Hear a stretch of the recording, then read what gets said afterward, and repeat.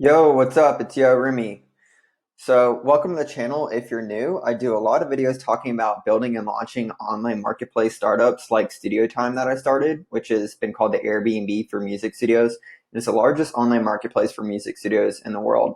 So, if you're not new to the channel, then you know, or if you follow me on social, for instance, on Twitter at Yo Remy, you know that I share a lot about some of the challenges and then some of the issues that I face running Studiotime as an online marketplace. So one of them is actually with payments and some of the issues around fraud and chargebacks. So just as a quick kind of, I guess, some context to that, Studiotime in the past had quite a bit of issues with fraud. And by fraud, I mean people trying to use stolen credit cards when they were requesting to book studios, and then also using credit cards and successfully booking the studios, using the services for the studio time, and then filing or claiming a chargeback for an unauthorized charge with their bank.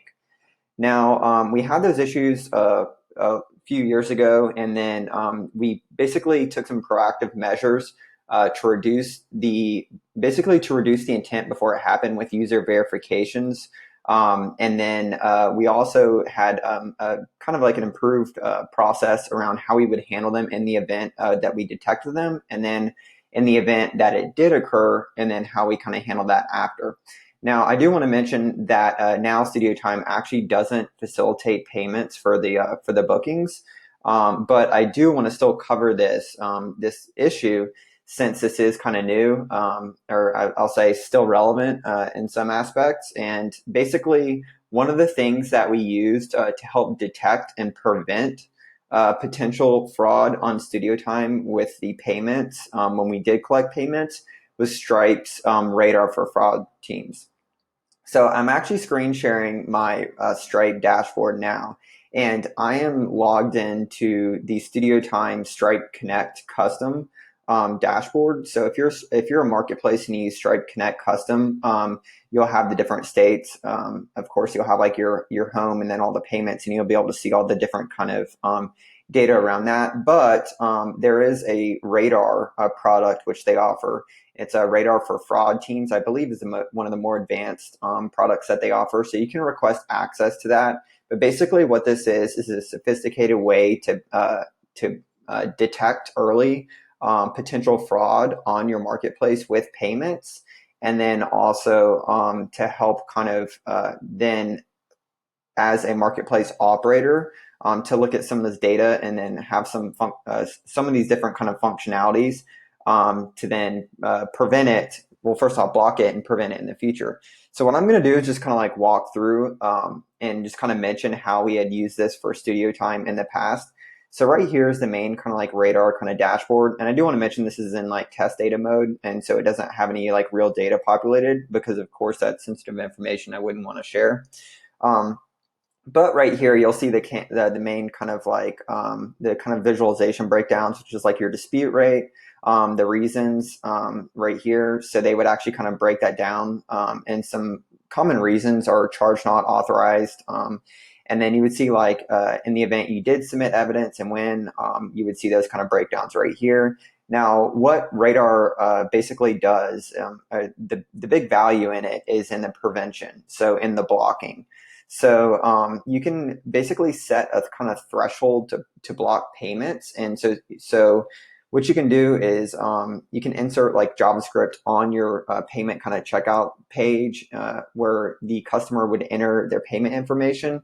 And Stripe can observe behavior. So if there's like what they consider unusual behavior on the checkout, say for instance, entering multiple credit cards, or IP address or whatnot, they can actually detect that, and there is kind of like a score where then if it hits a certain threshold, say for instance like an 80% or whatnot, then you can kind of like block that payment to potentially basically they want to reduce processing payments for potential fraud.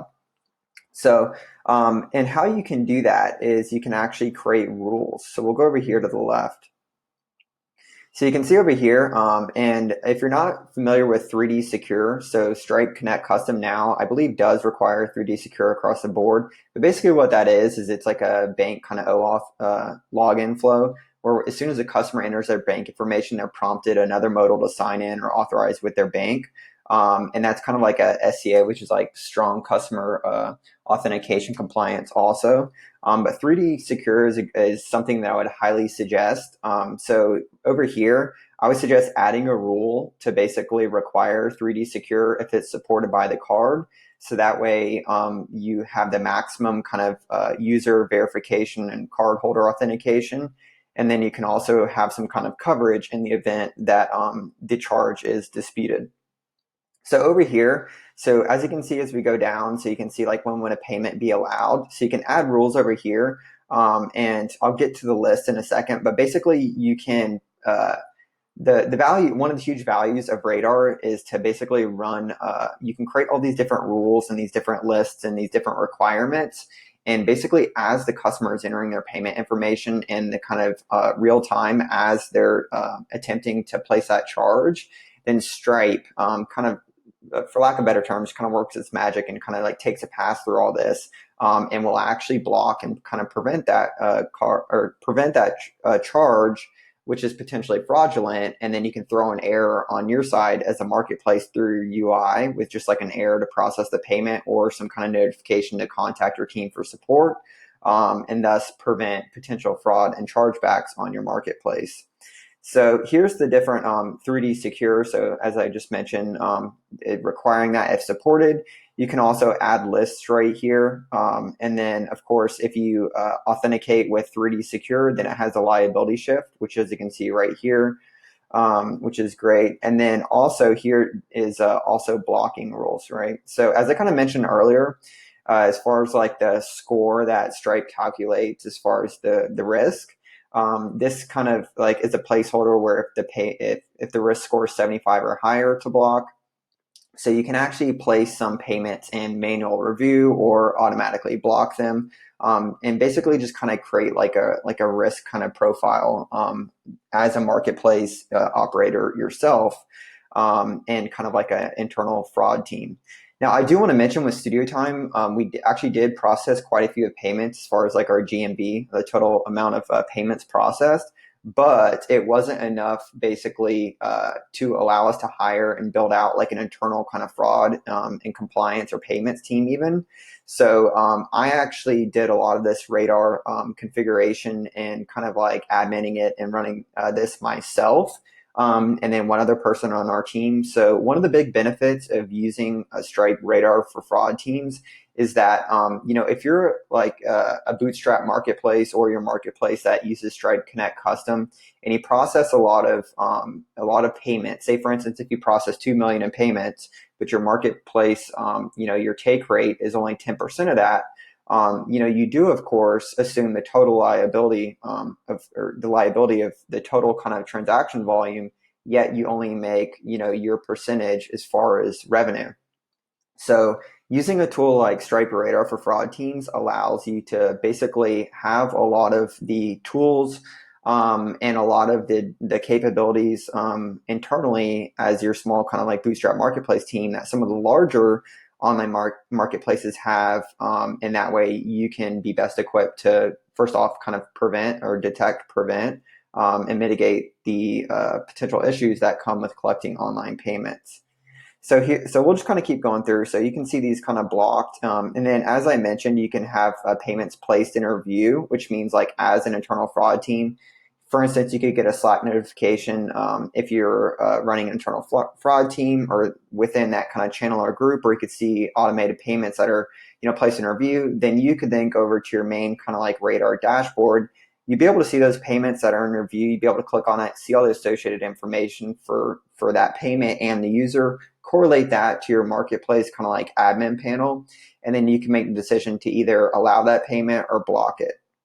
Now, how that correlates to online marketplace bookings is you want to try to be as timely as possible with all these different payments as far as like within reviews or within blocking, because you do want to then have some measures on your actual marketplace, I would say like admin or operator side through your process, to where, for instance, if a user's payments are getting blocked or they're in review, I would suggest trying to have some kind of process in place to where you either automatically block that user and their kind of IP for making continued payment attempts. So that way one doesn't slip through and basically they're able to complete a booking before you're able to detect that kind of like bad actor making another booking through fraud, or other kind of measures that you can kind of take that are best practice in marketplaces. So Radar for Fraud is a great kind of tool that Stripe has for marketplace teams, and it can be used hand in hand with your kind of marketplace,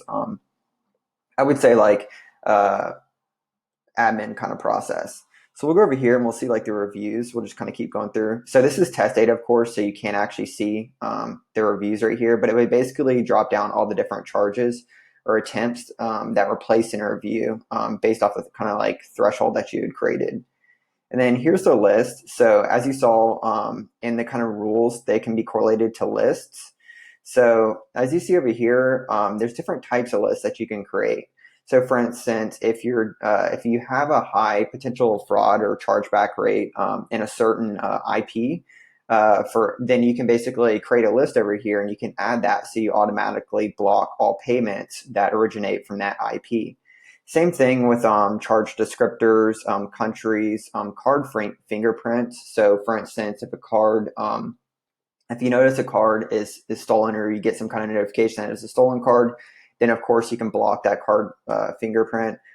Email domain block list, so that's really good too. So if there's if there's like the kind of like the vanity email or ghost emails, I guess, where they're kind of like spam emails, and you can kind of block those domains that originate from that kind of provider. Same thing for like different like address kind of block lists over here. So yeah, so there's quite a bit. You can also create kind of custom list over here. So that's super helpful. But basically how we did this is Studiotime is we would correlate when we did see a fraudulent charge detected, what we would do is we would see that, get a notification to our Slack. We would see that I would kind of access our Radar for Fraud dashboard. And then I would also correlate all the user information from our marketplace admin panel, and I would add as much as possible here to the different rules. So for instance, that user's IP, the card fingerprint, the domain, if it was like a disposable email, all the information that I could, because I wanted to add the maximum rules in place in addition to requiring 3D secure if supported. So that way we would drastically reduce the potential fraud through our marketplace. So there's quite a bit, there's quite a bit of friction as far as like in our payments due to all the verifications. But since we're a bootstrap marketplace, we just, to be honest, we couldn't run the risk of processing, high risk payments and just assuming the total liability when we weren't of course, not capturing all of that total transaction volume as revenue. So we could get into trouble very quickly from, I would say, like a profitability side if we had a disproportionately large chargeback rate, which for a while we did, but using tools like Stripe's Radar for Fraud teams, we were able to leverage this tool to easily kind of quickly detect, prevent, and block the payments. And then in the event that a charge did go through and it was either fraudulent or a chargeback, then we would have this tool to also then collect all the information, submit it for the dispute kind of evidence process, and also have some support from the Stripe team to hopefully win as many dispute cases as possible. So as I mentioned, Studiotime actually doesn't collect or we don't facilitate the transaction or the booking payments for the transactions right now on our marketplace. We're just simply a subscription kind of based marketplace now. But I have shared quite a bit in the past as far as some of the different kind of like payment challenges that we faced, some of the things that I was kind of doing to kind of improve our payment process, and then some of my insights. So I probably should have done this video like quite a while ago, so that way I could have actually kind of shared a little bit more that was relevant at the time. But I haven't really seen a lot that's shared about Stripe Radar for Fraud teams. So hopefully, if you are an online marketplace that uses Stripe Connect Custom and you are seeing some initial kind of issues with payments and potential fraud or potential chargebacks, which if you are an online marketplace, you probably are, because most do, then I would definitely suggest checking out Stripe's Radar for Fraud teams, reaching out to one of your Stripe reps because they're great, probably one of the best support teams that I've ever dealt with. But I would definitely suggest trying to use this if possible. I think there is like a little bit of a charge, a couple cents per transaction or whatnot that they kind of tack onto it, but it's definitely well worth it and reduces your risk and liability as an online marketplace. So if you have any questions about this video, definitely comment below because I try to read all the comments and make my next videos based off what you want to hear. Then also hit that subscribe if you found this video helpful and the like. It keeps me motivated to make these videos. And until next video, see ya.